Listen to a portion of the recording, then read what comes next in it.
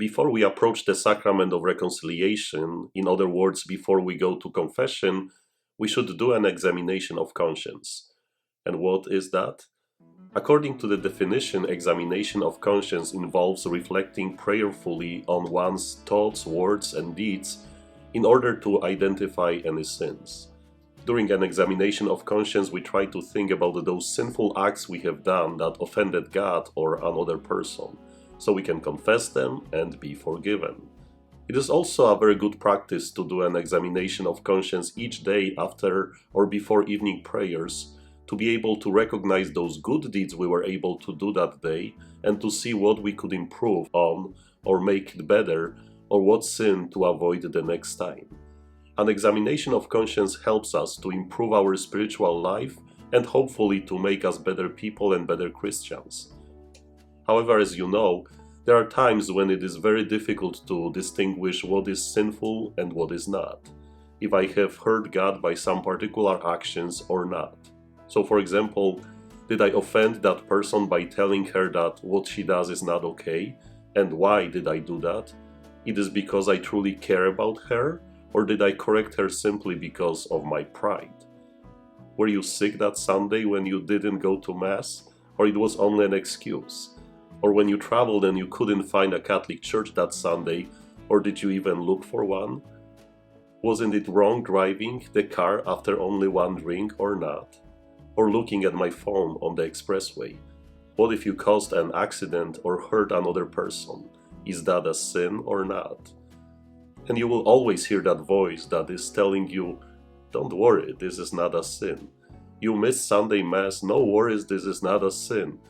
You were so tired, you will go next weekend.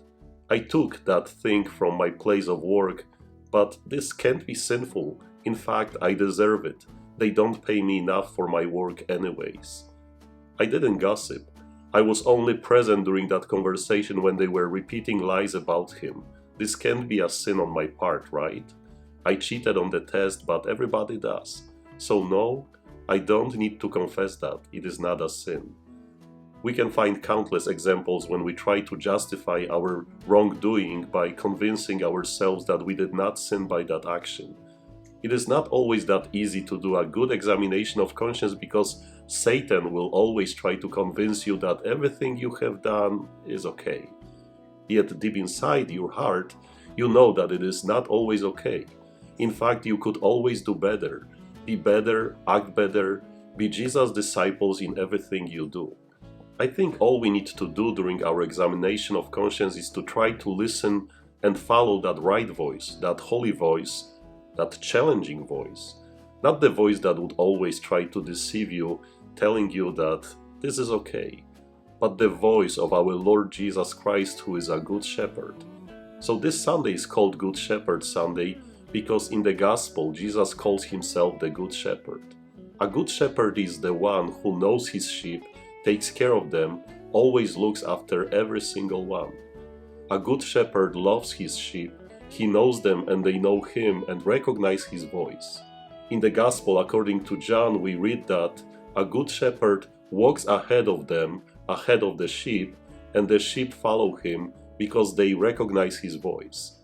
But they will not follow a stranger, they will run away from him because they do not recognize the voice of strangers. Again, all we need to do is to recognize the voice of the Lord and he will take care of the rest. We will be bombarded by so many voices in our life, telling us what is right and what is wrong, how to live and how not to live. Voices that will try to deceive us and make us disoriented. That's why we need to learn how to hear the Lord, how to recognize his voice. A good examination of conscience is nothing else but listening to the voice of our Good Shepherd. He is the only one who will always tell you the truth. So let's go to work and God bless you.